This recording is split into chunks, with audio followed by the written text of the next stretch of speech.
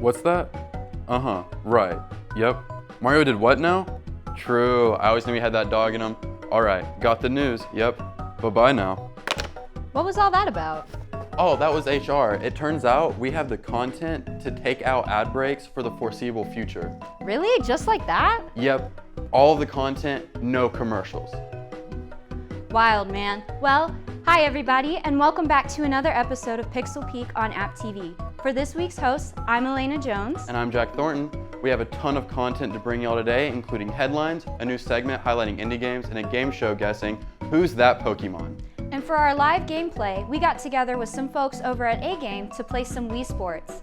Lastly, we'll wrap things up with a revamped retro rewind on Sega's tubular hit, Toejam and Earl.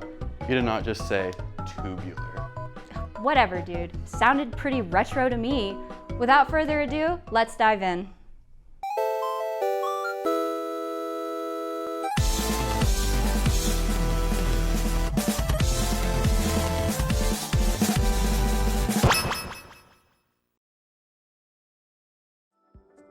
E3 is slated to make its big return this year, with this being the first in-person conference since 2019. However, early reports are claiming the big three, Nintendo, Microsoft, and Sony, will not be in attendance.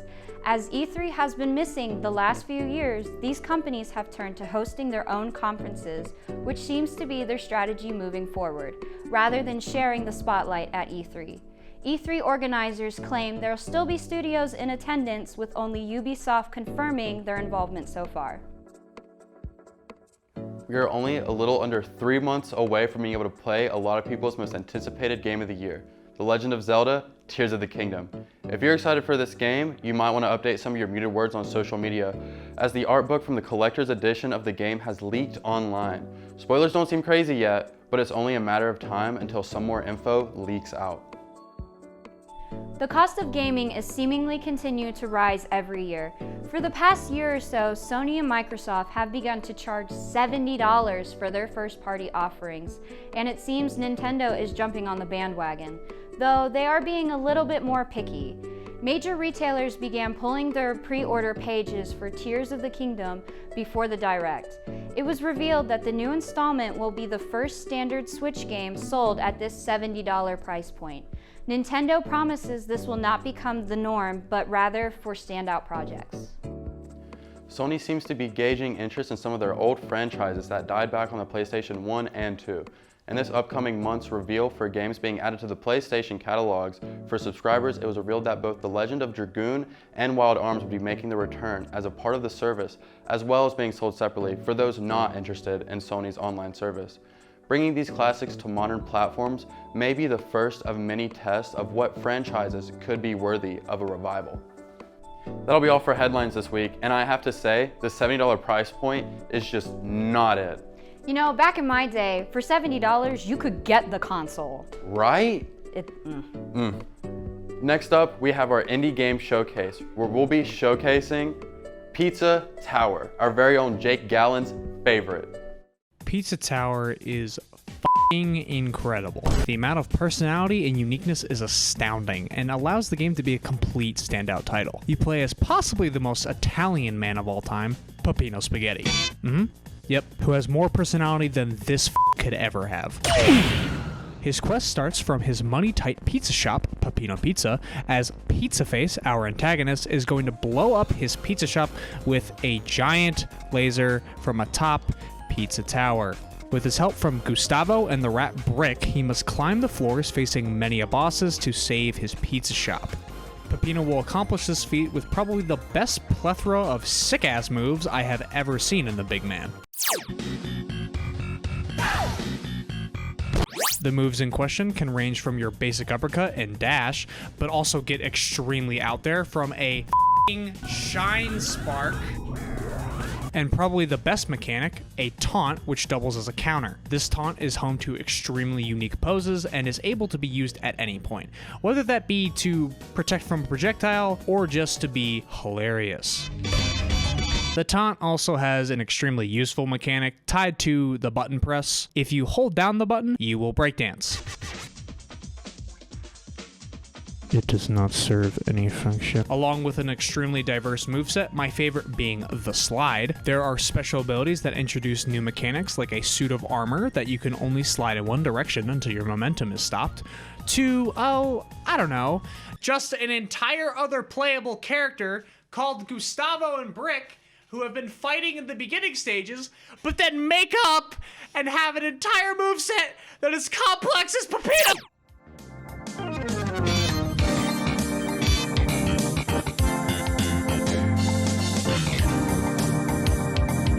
Now, the music in this game has its own section because of the vibe. This is amazing. I've been using a Pizza Tower song in the background this whole time. That's incredible.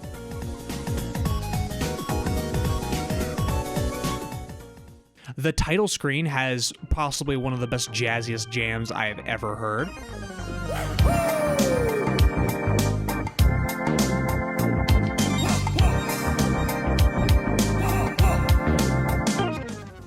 And the most intense Christmas song I have ever heard.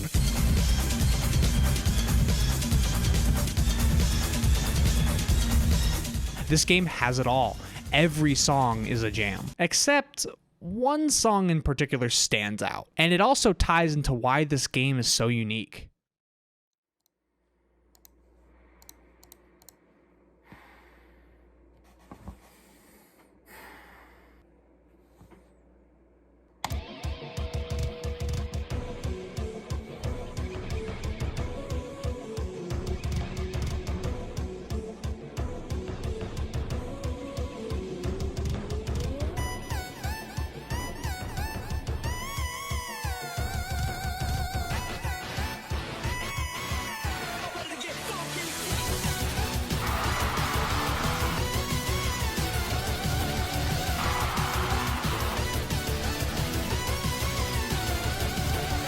I told you this game was good.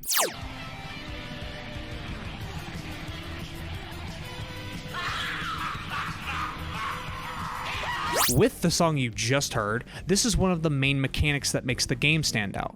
Once you reach the end of a stage, you beat the out of John Pillar, this is his name, and go through the level backwards with new paths that are unlocked with the use of John blocks.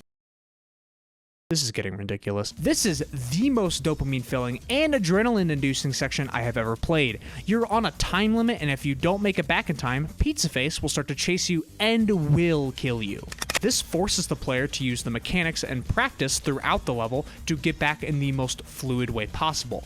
The game is based purely on momentum and rewards the player in every way if done correctly. Now, say you're extremely cracked and think you're like hot with the movement system and the mechanics, and getting back to the most of the levels with A ranks and sometimes S ranks, there is something higher that you can go for.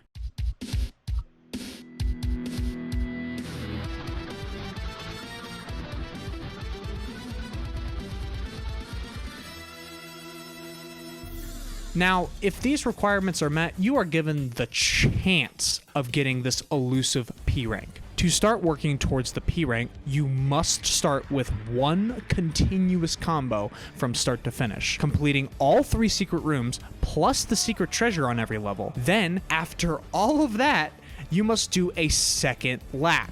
What is that? Oh, just once you've complete Pizza Time, the running away section, a portal will open at the start of the level where you have to redo the whole escape sequence over again, which then you will be presented with the one and only P rank.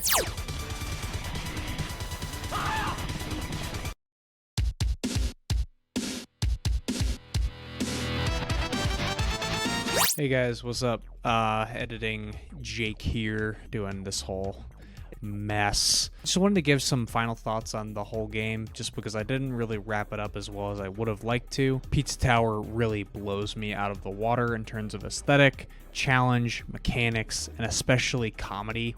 The taunt.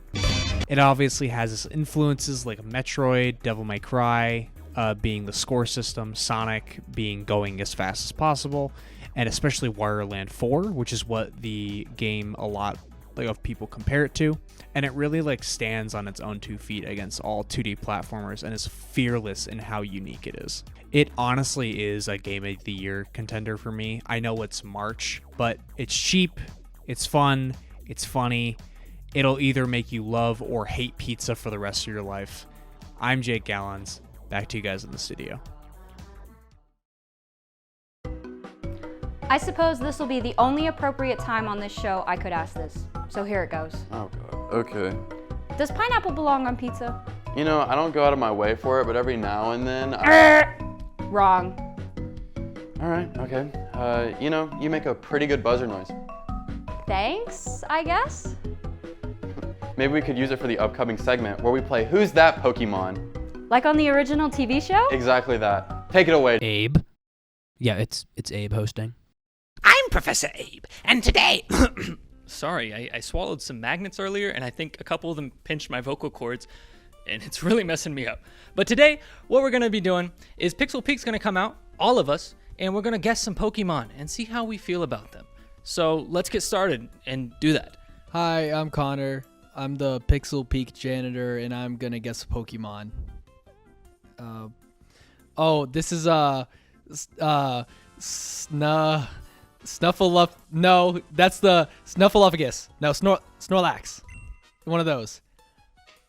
Snorlax? Is that? Yeah.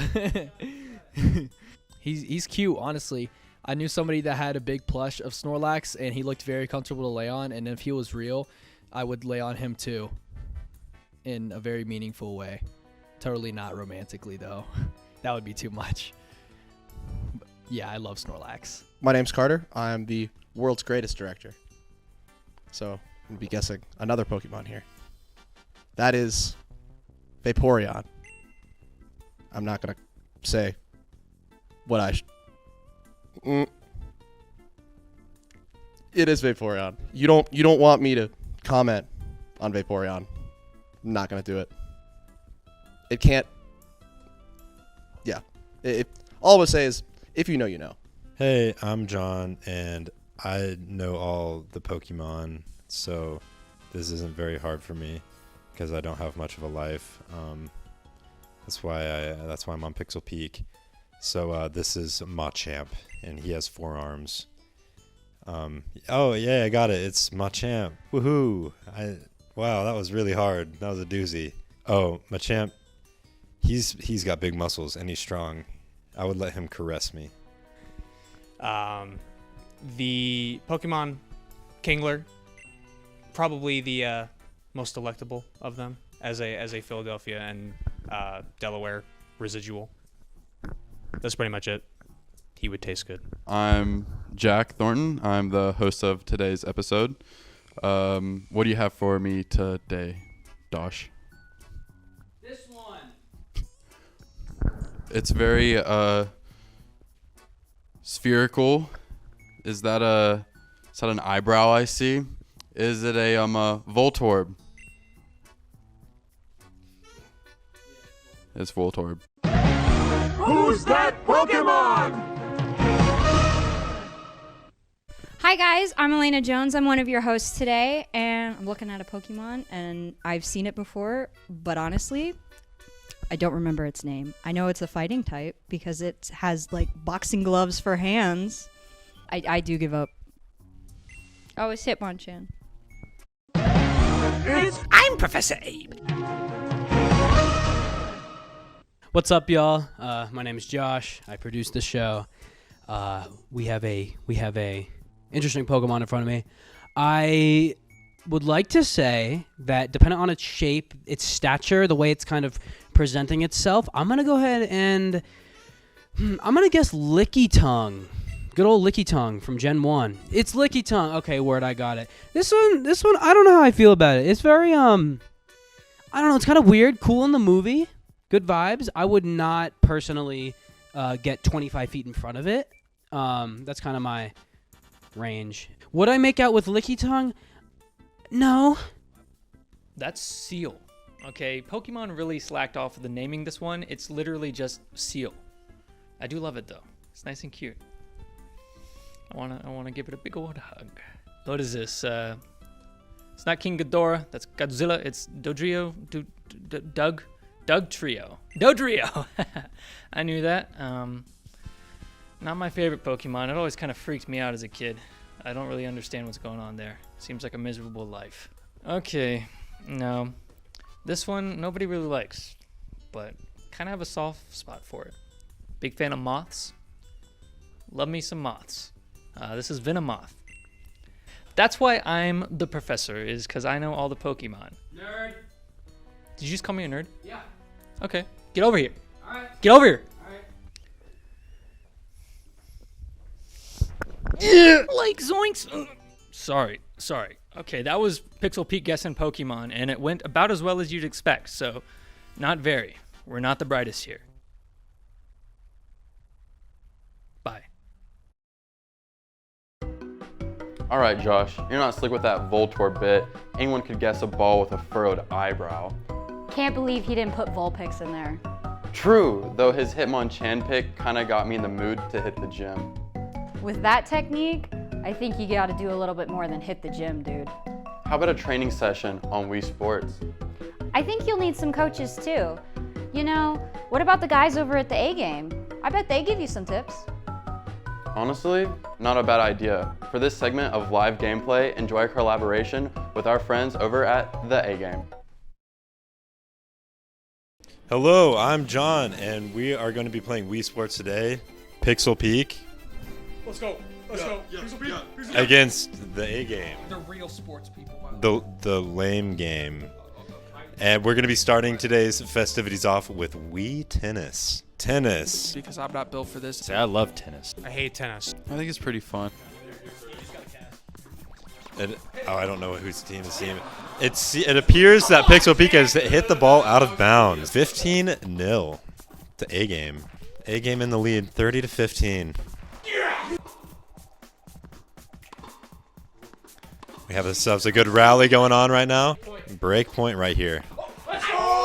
Pixel Peak has the advantage. Watch this. Literally, no look. Yes. And Jack to win the round. Wii Sports takes game one. Wii Sports takes it. I mean, Pixel Peak. Pixel Peak. A nice rally going. There you go. A nice, back and forth. Jack. Oh, off the net. Yeah. I thought you guys were the sports show. I'm good at video games. Oh no! Wow. A What was that? The A game gets a point. I'm gonna do it for the third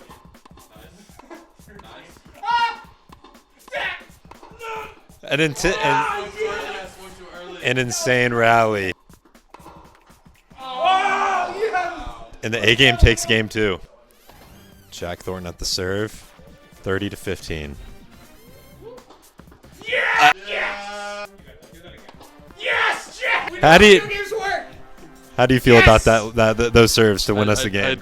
It was all to Jake's coaching. How does it feel to be a great coach? I didn't tell him anything. We're playing baseball now. Baseball's boring. We're rotating innings. First off, we have Jack Thornton and Liam Dunman. And here we go. Oh, an absolute dinger from Jack. And that's out of the park. Wait, it's a double. Oh. Line drive to second base. And that's an out. I'm going to step it back. Oh, is that a dinger? And that is a home run. Go! One more strike and he's out of there. And that is an out. Popped it right up. And the Mees just can't seem to do anything. He's got a bowl cut on him. A line drive right down the middle.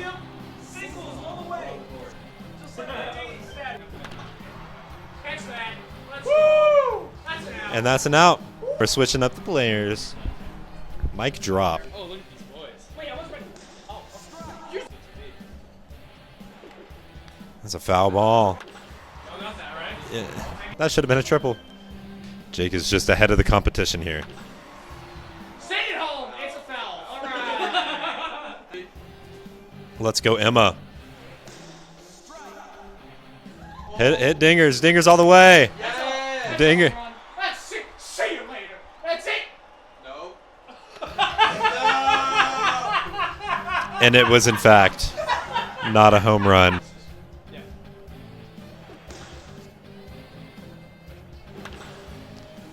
That's another strike.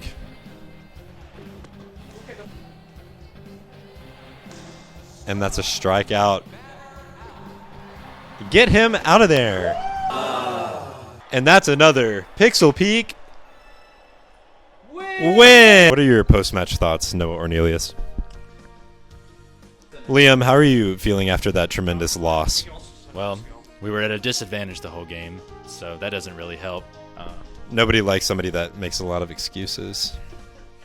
Jack, how do you feel? The loneliest children were the ones that are the best at Wii Sports. And how do you feel about the win, Jake? I did all those points. It wasn't Jack. It was all me. Wii bowling! I want to see a real bowl right here.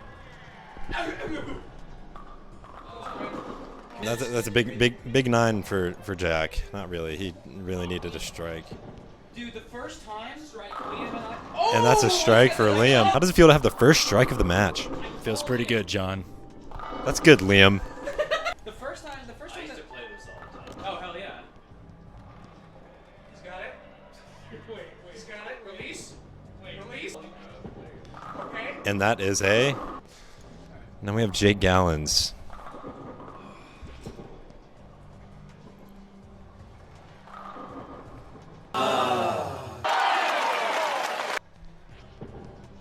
And that looks like it's going to be a strike. And another strike from Jake Gallons. I said it. I'm gaming. I'm gaming. And a strike from Jack Thornton. And a strike for Liam. I think bowling is fun no matter how. Another strike. I am born on Mario Day. And that's a strike. Let's go. So, and we heard it here. What are we doing right now, Jake? Huh? What are we doing right now? I'm doing good. No, what are we doing? What are we doing? Bowling, gaming, one of those. I'm doing both at the same time. And a strike. Gaming. I don't want to do any math, but I just know that Pixel Peak won. Why are you getting on the nunchucks? It's time to box, man. Let's get ready to rumble. Jack with the jab, and then Liam with the jab, and then an uppercut and a jab, and then they punched each other. Jack with the seeming knockout. Is Liam gonna get up? He gets up. Oh, and he Jack is down. Oh, and he rises to the occasion. Oh, his controller disconnected. Win, Jack. Win. Yeah. Oh, but it's not. Yeah, we're big winners. How do you feel about beating him? I feel bad because it was rotten and dirty. Liam, how are you feeling after that? Well, it's been proven that the Pixel Peak is indeed better at video games than the sports show. The video game show is much better at video games than the sports show. So, But these are sports games. They are virtual. This is very real to me. You need to go outside more. And for the winner of Wii Sports, Pixel Peak versus the A game, we have Pixel Peak. Pixel Peak. Yeah. Who would have thought? Yeah. I win. Thank you and good night. Nothing like that post-workout high. If it were me, I'd opt for Wii Sports Resort, specifically sword fighting. I'm a menace on that mode. Honestly, one thing the OG has over Resort is our pal Matt. He is the king of the ring for a reason. Thank you once again to our friends over at the A game. For our final block, we're taking it back to one of the strangest platformers on the market, Toejam and Earl. Enjoy this edition of our Retro Rewind. Gamers of the 80s and 90s were no strangers to the classic space games of the sci-fi genre. Whether we look at arcade shooters like Space Invaders or focus our attention on an adventure RPG like Starflight, the theme of space in gaming has been virtually inescapable. Up until this point, the idea of getting lost in space touched mainly on humans that find themselves in faraway places. But what if this idea was turned on its head? How would a couple of extraterrestrials feel while navigating our planet? The game we're discussing today explored this very concept. On October 15, 1991, Toejam and Earl were officially released to the world. The premise was relatively simple. Toejam and Earl were a pair of highly funky aliens from the planet Funkotron, who cruised through the galaxy in their Ratmaster rocket ship. But one wrong move sent the ship crashing down into an asteroid and hurtling down towards Earth. In the crash, all 10 parts of the ship broke apart and are now scattered among the various levels. It was up to the players to navigate the many obstacles of Earth, retrieve the ship parts, and help the duo back to Funkotron. At the start, sales of the game were relatively low, so much in fact that Sega had initially deemed it a commercial failure. Still, Toejam and Earl's peculiar soundtrack and its bizarre humor were just charming enough to give it a cult following. Eventually, the game rose in popularity after Genesis sales boomed that Christmas, and today it's considered a 90s cult classic with an almost unanimous critical acclaim. But what exactly was so special about this game to warrant such high praise? To answer this question, it's important to understand where the creators of the game took much of their inspiration. When playing Toejam and Earl, it's not hard to catch the similarities it has to the 1980s computer game Rogue. For starters, the game is set up in a top-down view from a three-quarter perspective. All of the levels have randomly generated terrain, meaning the ship pieces show up in different parts of the level on each playthrough. And just like the mysterious loot found in the dungeons of Rogue, the presents Toejam and Earl collect are all unlabeled. Toejam and Earl also adopted the game's permadeath function, meaning that once their 3 lives were up, it was game over. The likeness has led many to classify Toejam and Earl under the roguelike genre, but this title is partially inaccurate. Games of this genre are commonly based around survival, combat, and getting the player's adrenaline running. Since Toejam and Earl's only form of combat is throwing tomatoes, it seems more fitting under a new title altogether, roguelite. The creators could still utilize the generic mechanics of the roguelike genre, but keep the gameplay slow and casual. The split-screen function the game possesses is widely regarded as the first of its kind. It was so unheard of that Sega thought creating the feature was an impossible feat in itself. In multiplayer mode, when 2 players are close together, they remain on one large screen. However, if one player ventures off from the other, the screen divides in 2, showcasing both players in different locations. It allowed for revolutionary gameplay for its time, posing both new opportunities and challenges. Good luck finding the elevator when both of you are on opposite sides of the level. Mechanics aside, Toejam and Earl is so beloved because of the life it has compared to other games of the era. The game provides a hilarious satirical outlook on the workings of our world from a fictional outside perspective. Rather than the levels being filled with terrifying monsters and villains, players encounter a variety of strange earthlings while on their travels. From hula girls to giant hamsters to evil mailboxes, each earthling possesses a unique attacker ability that can help or hurt the player. Another lovable component is Toejam and Earl's unmistakable embodiment of the 90s. Every tiny detail of the experience was crafted to immerse the player in an exaggerated world of hip-hop culture, down to the duo's iconic outfits. The dialogue, eccentric visuals, and funky soundtrack all date the game shamelessly. But for fans, old and new, it's just the right amount of over-the-top to keep them hooked. And between you and me, for being extraterrestrials, the iconic duo sure felt down to earth. No? Yeah, okay. Yeah, no, my bad. Though this game is undeniably retro, it seems to withstand the tests of time. Since making its debut on the Sega Genesis, the game has been re-released on 4 additional consoles. There are also now 4 total games in the series, with the most recent actually being produced in 2019 without Sega. Wanna experience the magic yourself? No need to go digging around for a Genesis console. The original Toejam and Earl can be purchased on Steam for just 99 cents. So whether this retro rewind has brought back some fond memories, or it's the first time you've heard of these guys, there's no denying that Toejam and Earl will go down in history as one of the funkiest duos in the galaxy. Thank you so much for watching this edition of our Retro Rewind. That'll be all for today's episode. If you'll excuse me, I'll be ordering a pizza without pineapples on it.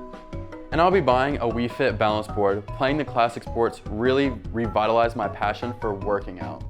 You do realize we're on a video game themed show, right? True. I guess I'm gamer pilled for life. Well, I've been Jack Thornton. And I've been Elena Jones. Thank you so much for watching this edition of Pixel Peak.